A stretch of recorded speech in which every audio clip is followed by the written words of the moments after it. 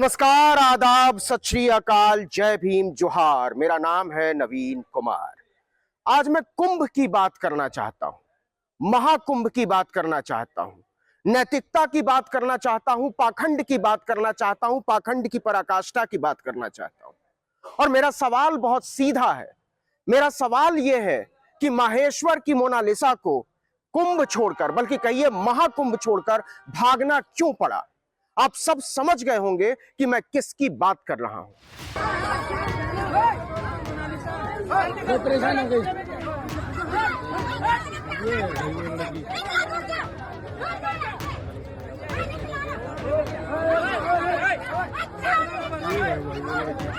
जिसे मोनालिसा कहकर प्रचारित किया गया महाकुंभ के मेले में, उस लड़की को महाकुंभ छोड़कर भागना पड़ा है। आप सबको पता होगा कि 26 फरवरी तक महाकुंभ का मेला सजा रहेगा। बड़े बड़े साधु सन्यासी वहां धूनी रमाए बैठे हुए हैं, बड़ी बड़ी व्यवस्थाएं हैं, अरबों रुपए का यह आयोजन है और एक तरीके से एक इवेंट क्रिएट किया गया महाकुंभ के नाम पर। लेकिन इस पूरे महाकुंभ में, भारत के इस विशालतम धार्मिक आयोजन में एक लड़की की जगह नहीं बचती है। मोनालिसा को, जो रुद्राक्ष का माला बेचकर किसी तरीके से गुजारा करने के लिए मेले में घूम रही थी, उसे भागना पड़ा क्योंकि मोनालिसा के साथ छेड़खानी हो रही थी।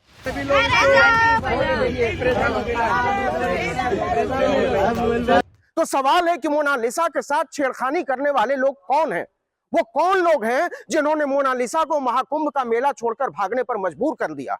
उनकी कुंठाएं क्या हैं, उनकी जरूरतें क्या हैं, उनकी निष्ठाएं क्या हैं, और वो किस पाखंड के साथ अपनी बात करते हैं और धर्म का पूरा स्वांग रचते हैं? ये बात करनी इसलिए जरूरी है कि ये देश मोनालिसाओं से भरा हुआ है। रोज हम देखते हैं, आए दिन छेड़खानी की घटनाएं घटती हैं। लेकिन सवाल है कि मेला माला बेचकर, रुद्राक्ष का माला बेचकर, रुद्राक्ष मतलब पवित्रता की एक, आप कह सकते हैं कि गारंटी। जो लोग कंठी माला पहन लेते हैं, हम मानते हैं कि उनसे बहनों को, बेटियों को, औरतों को डरने की जरूरत नहीं होती।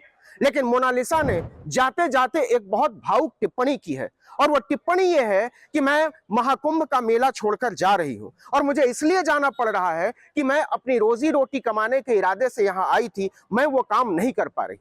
तो मोनालिसा वो काम क्यों नहीं कर पा रही थी? वो काम इसलिए नहीं कर पा रही थी कि भारत के और खासकर हिंदी के टेलीविजन चैनलों ने उसे लेकर जिस तरीके से पूरा वितंडा रचा, जिस तरीके से मोनालिसा को लेकर मीम्स बनाए गए, रील्स बनाए गए, और टेलीविजन चैनलों के रिपोर्टर महाकुंभ के मेले में केवल दो लोगों को ढूंढते हुए नजर आए, एक माहेश्वर की मोनालिसा और दूसरा आईआईटी का वो साधु।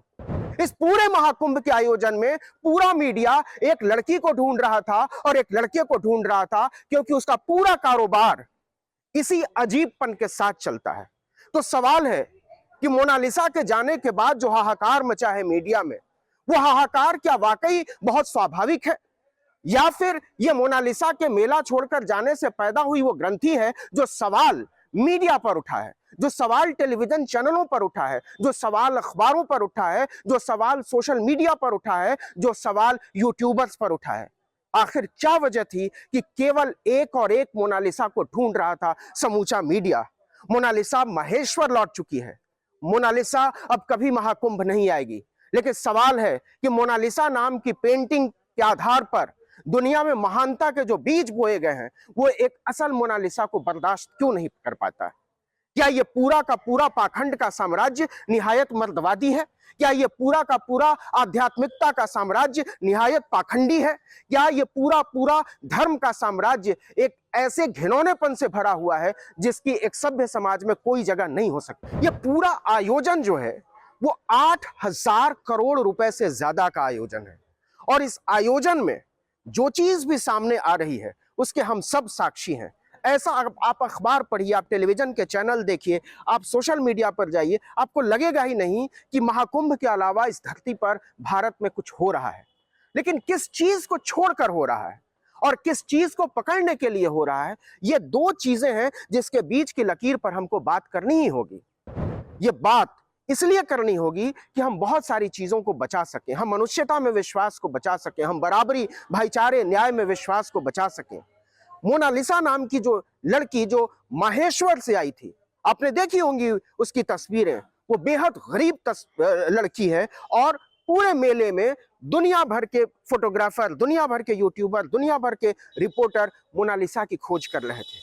उन्हें ऐसा लग रहा था कि मोनालिसा की आंखों में कोई ऐसी चीज है जिसे बेचकर वो प्रसिद्ध हो सकते हैं, सिद्ध हो सकते हैं, अमीर हो सकते हैं और लोकप्रिय हो सकते हैं। लेकिन पाखंड देखिए कि जिस मोनालिसा को बेचकर मीडिया कूट पैसे कूट रहा था, वो मोनालिसा पेट भरने के लिए माला बेच रही थी और माला जपने वाले लोग छेड़खानी में जुटे हुए थे। ये कैसा विरोधाभास है कि जो लोग माला बेचते हैं और अगर वो लड़कियां हैं तो उनके साथ छेड़खानी होती है और माला जपने वाले लोग उसका पीछा करते हैं। ये धर्म का वो पाखंड है जिस पर हमारी और आपकी नजर जानी ही चाहिए। तो मोनालिसा का जाना केवल एक लड़की का महाकुंभ के मेले से जाना नहीं है। मोनालिसा का महाकुंभ के मेले से माहेश्वर लौट जाना बहुत सारे संघर्षों का विदा हो जाना है, बहुत सारे सपनों का विदा हो जाना है, बहुत सारी तस्वीरों का विदा हो जाना है और इससे ज्यादा विदा हो जाना है मनुष्यता में एक स्त्री के विश्वास का।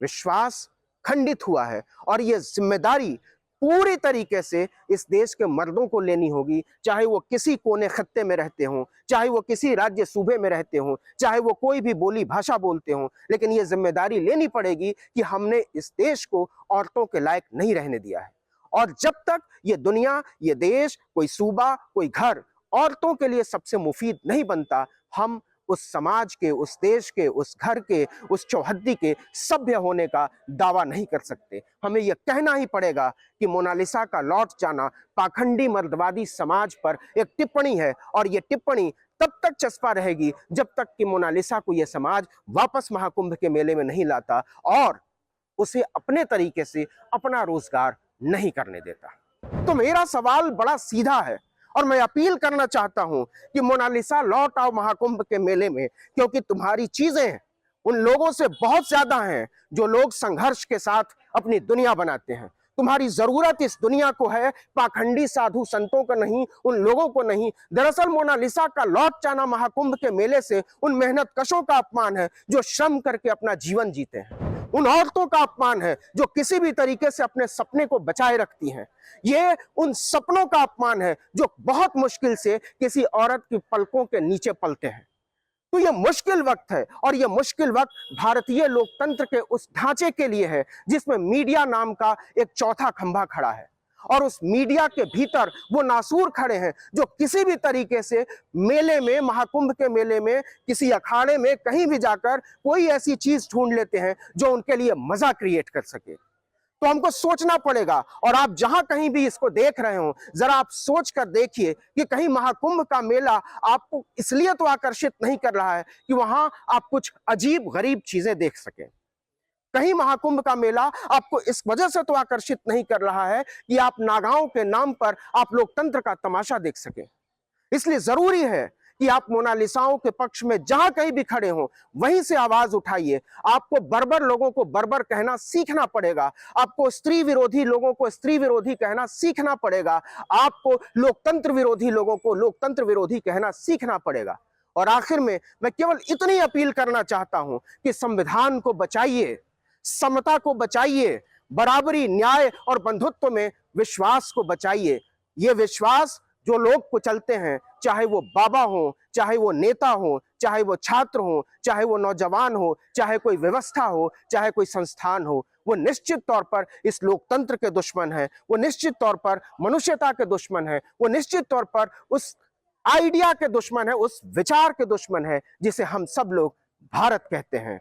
तो मोनालिसा को बचाना, आखिर में मैं केवल इतना कहूंगा कि भारत के विचार को बचाना है। इस विचार को बचाइए, अपने आप को बचाइए, भारत की ही नहीं दुनिया की तमाम मोनालिसाओं के पक्ष में खड़े होइए जो निहायत पाखंडी मर्दवादी समाज से भागती फिर रही हैं। इस वीडियो में इतना ही, लेकिन अगर आपने आर्टिकल 19 इंडिया को अब तक सब्सक्राइब नहीं किया है तो फौरन कर लीजिए, बेल आइकॉन दबाइए, घंटी जैसी आकृति लाइक कीजिए और कमेंट करके बताइए हमारा वीडियो आपको कैसा लगा। हमारा ट्विटर हैंडल है article19_India और मेरा ट्विटर हैंडल है नवीन जर्नलिस्ट। नमस्कार।